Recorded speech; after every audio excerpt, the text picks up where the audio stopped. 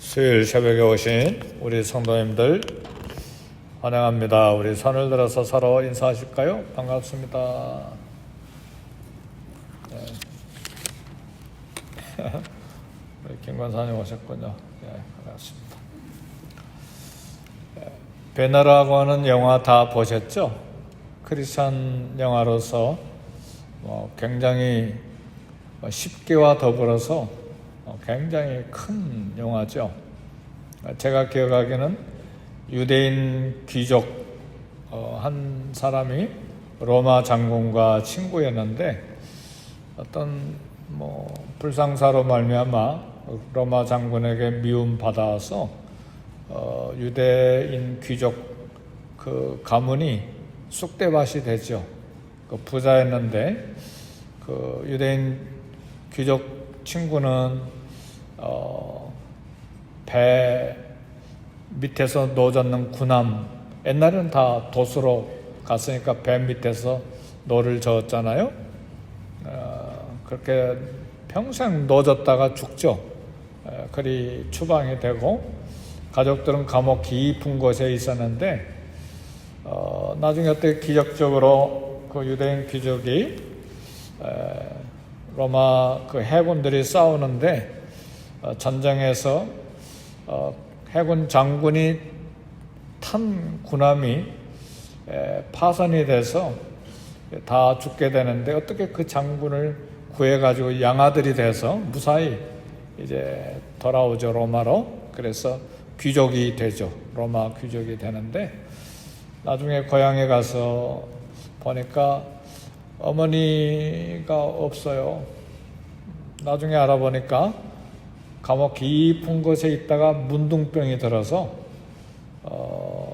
문둥병자들만 사는 동굴에 그쪽에 쫓아보내서 거기서 사는 그런 모습이 이제 한 내용이 나옵니다. 예수님이 십자가에 죽으실 때 기적적으로 치료가 돼서 가족의 품으로 돌아오는 그 모습인데 일단 문둥병 걸리면 유대 사회뿐만 아니라 오늘날도 우리 마찬가지입니다만 공동체에서 일단 격리가 되죠. 그래서 지독한 고독, 외로움, 가족에서 격리되고 또 마을에서 격리되고 사회에서 완전히 격리되니까 그 고독이 얼마나 크겠어요. 우리나라도 여수 소록도에 나환자촌이 있죠. 근데 요즘은 나환자도 치료가 잘 돼서 거의 다 이렇게 치료가 되고 지금은 얼마나 있는지 모르겠어요. 아마 별로 사람이 없을 거예요. 의학이 발달돼서 많이 치료가 됐으니까. 세상에서 가장 큰 외로움과 고독은 무리에서 소외되고 가족에서 소외되고 사회에서 소외되는 그런 격리가 가장 큰 외로움이고 고독이겠다 그런 생각이 듭니다. 요즘 우리 자가격리 그런 말 많이 쓰잖아요. 전염병 때문에. 그래서 미국에 들어오는데도 앞으로 어떤 사람이든 미국에 들어오면 미국 시민권자라도 외국에 갔다 들어오면 7일 이상 자가격리 해야 되는 모양이에요. 의무적으로 뉴스 들어보니까. 그리고 음성인 것 서류 제출해야 되고 그런 것 같습니다. 오늘 본문에 나병 환자 한센병이라고도 말하죠. 오늘 본문에는 문둥병자라고 나와 있습니까? 네, 나병 들린 사람. 옛날 성경은 문둥병, 오늘 성경은 나병 든 사람인데 이 사람이 예수님께 왔어요.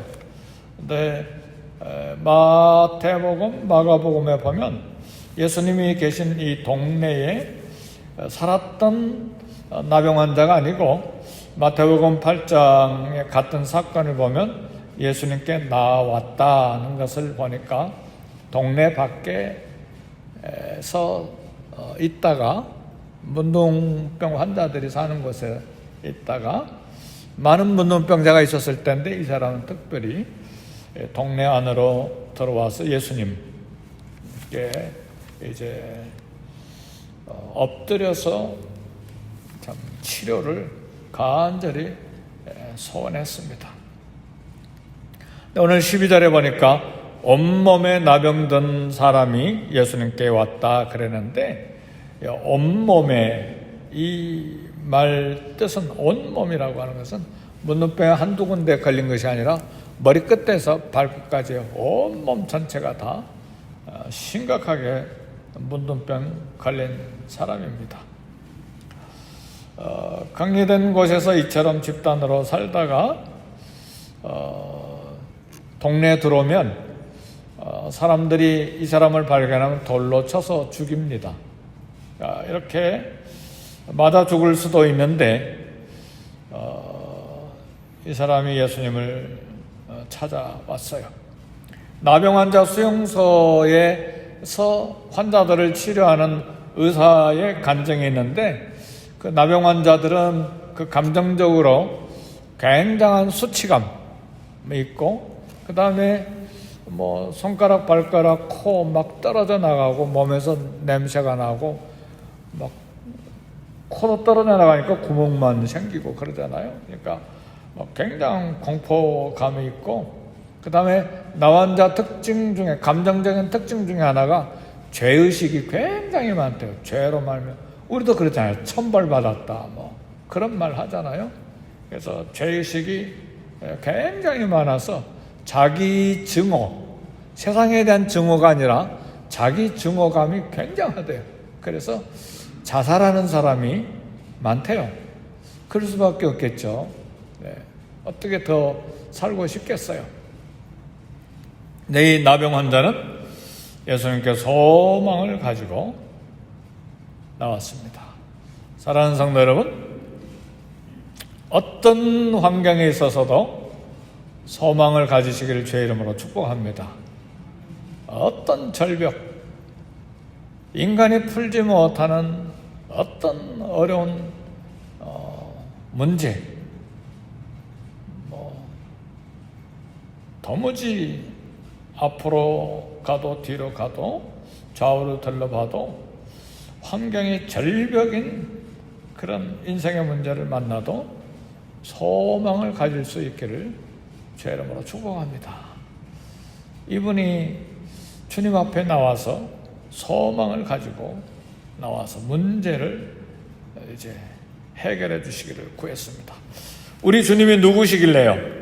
히브리서 4장 15절 16절에 보니까 우리에게 있는 대제사장은 오늘 저와 여러분들에게 있는 한 분, 하나님 앞에 늘 기도하고 하나님 우편에서 기도하시고 우리의 죄를 속해 주신, 그리고 중보 기도하시는 대제사장이 계시는데, 그분은 누구신가? 히브리서는 이야기하기를 우리의 연약함을 채울하신 자요 그랬어요. 채울이라는 말이 조금 어려운 말이죠. 단어의 뜻은 처지를 이해하고 가엾게 불쌍히 여기는 그런 뜻이 있는데, 쉽게 말하면 공감해 주시는 분이라 그 말입니다. 우리 고통을 느끼면서 사랑해 주신다는 말이에요. 우리 예수님은 어떤 분이십니까? 수모를 당하시고 배신을 당하시고 온갖 고통을 다 겪으시고 죽음까지 당해보신 분이시기 때문에 바로 그 부분에 그것을 다 체휼하셨다 그 말이에요. 모든 것을 다 경험하셔서 우리 인생의 고통, 고민, 절망, 인생의 절벽 해결하지 못해서 완전히 주저하는 모든 상황을 우리 주님이 다 경험하셨기 때문에 우리를 이해하시고 불쌍히 여기시고 공감하시고 우리의 고통을 느끼면서 사랑하시는 분, 그것이 체휼하시는 분이라는 말입니다. 그러므로 우리가 공률하심을 얻기 위하여 은혜의 보좌 앞에 담대히 나아갈지니라 그랬어요. 사랑하는 성도 여러분, 어떤 환경 중에, 상황 중에 우리가 고통을 경험하면서 퍽 주저앉는 인생의 문제를 만날 수가 있잖아요. 얼마나 놀랐으면 퍽 주저앉겠어요. 몸만 주저앉는 것이 아니라 마음까지도 팍 주저앉는 그런 경우들이 있는데 우리 주님이 소망이십니다. 우리 주님은 하나님이세요. 그래서 공률하심을 얻기 위해서 은혜 보좌 앞에 담대히 나올 것을 오늘 본문에서 이야기합니다. 우리 주님이 어떻게 치유를 하십니까? 오늘 본문의 13절을 보니까 치유하신 그런 방법이 조금 특이해요. 예수께서 손을 내밀어 그에게 대시며 깨끗함을 받으라 하신데 나병이 곧 떠나니라. 나병 환자는 손대면 안 되죠. 부정하니까. 그래서 절대로 유대인들은 가까이도 오지 못하게 하잖아요. 그러니까 동네 밖에서 격리시켜서 자기들끼리 사는데 동네 가까운 데 말고 멀리 그런 부정한 사람인데 손을 내밀어 그에게 대시며 안수하셨다는 말이에요. 부정함을 멀리하는 제사장들, 레인들과 완전히 다른 방법인데 강도 만난 사람, 여리고로 내려가다가 강도 만난 사람, 선한 사마리아인 제사장과 레인이 피해서 도망갔잖아요. 왜 그런 줄 아세요? 피 흘린 사람 만지면 부정하니까. 물론 강도 만났기 때문에 무섭기도 하고 돕기 싫으니까 그냥 도망가 버린 것이지만 율법적으로 볼 땐 피 흘리는 사람 만지면 부정하거든요. 그러니까 피해서 가잖아요. 근데 우리 주님 손을 내밀어 그에게 대셨다. 이건 구체적인 사랑을 보이신 건데 어떤 사랑인가? 나병 환자의 지독한 외로움 중에 하나가 뭐냐면 사람의 따뜻한 체온이에요. 스킨십이에요. 아무도 부정하니까 가까이 하지 않거든요. 사랑하는 아내? 어림도 없죠. 사랑하는 아들, 딸? 어림도 없죠. 지독한 고독과 외로움이 사람의 따뜻한 체온에서 소외되는 것인데 우리 주님 손을 대시고 얼마나 부드러운 손이었겠어. 대시고 깨끗함을 받으라 그랬어. 예수님 몸도 안아주시고 마음까지도 안아주신 것입니다. 제사장에게 내 몸을 보이라, 깨끗하게 된 것을 입증하라. 오늘 5장 14절의 이야기는 물론 첫 번째는 정결 의식을 치러야 됩니다. 질병 치유가 된 거, 죄가 용서된 거, 우슬초로 이렇게 하고 삼비둘기 같은 걸로 제사 드리고 또 일주일간 있다가 그다음 제사 드리고 이걸 다 제사장에게 보여주고 그렇게 해서 정결 의식을 함으로써 완쾌된 사실을 이제 입증하는 것인데, 그러나 그보다 더 중요한 건 우리 주님이 이렇게 제사장에 가서 보이라고 한 것은 이제 공동체에 들어가도 된다 그 이야기입니다. 나병 환자의 두 번째 지독한 고독은 사람 사이에서 격리되고 소외되고 왕따 당한 것인데 거기 들어가라 이야기입니다. 율법이 내린 격리 해제의 저주에서 사람을 소외시키는 그 장벽을 허물어 주신 거예요. 그리고 공동체 안에 가서 살아라. 가족과 함께 가서 살아라 그 말이죠. 성도 여러분, 요즘에 코비드-19 때문에 다 격리하잖아요. 6feet 떨어져 있어라. 같은 가족이라도 다른 집에 살면 자주 방문하지 말고 만나지 말고, 코로나19이 모두 다 거리두기 격리된 상태에서 지금 우리는 모두 다 고독이잖아요. 고독, 외로움, 그런 게 있잖아요. 왜?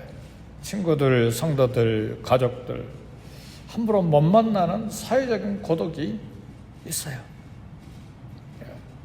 저도 혼자 교회 있다가 하루 종일 있다가 혼자 집에 가요.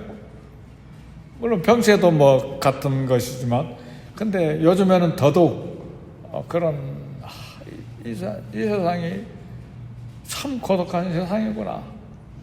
하루 종일 혼자 있다가 혼자 집에 가면서 참 고독한 세상이다. 그렇게.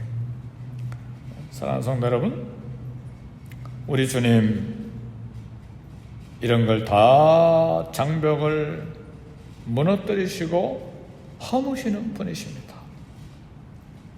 그래서 우리 주님 코로나 장벽도 곧 무너뜨리실 거예요. 아멘. 이거 오래 가지 않아요. 어느 정도 주님이 원하시는 계획, 뜻이 성취된 다음에 이 장벽을 다 무너뜨려 주실 거예요.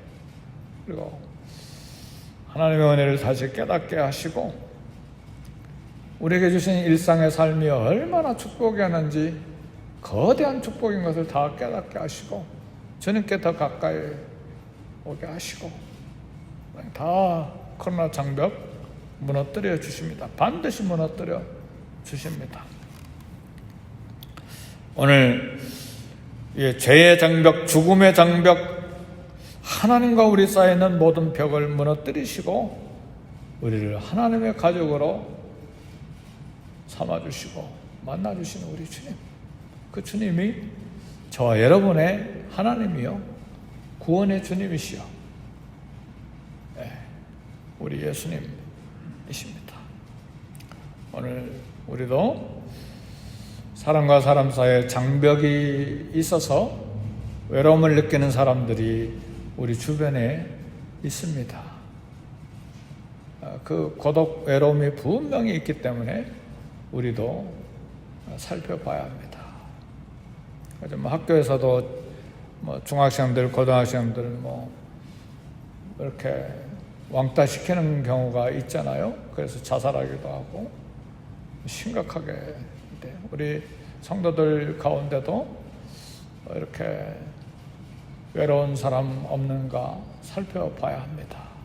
우리 주님 문둥병 안아주신 것처럼 마음의 고독과 사회의 고독에서 그 장벽을 다 허물어뜨리시고 받아주시고 회복시켜 주신 것처럼 우리도 우리 자신도 그렇게 은혜를 받았다면 또 우리 주변에 있는 사람 또 수용하고 받아주고 또 찾는 우리 구체적인 발걸음 있어야 될 것입니다.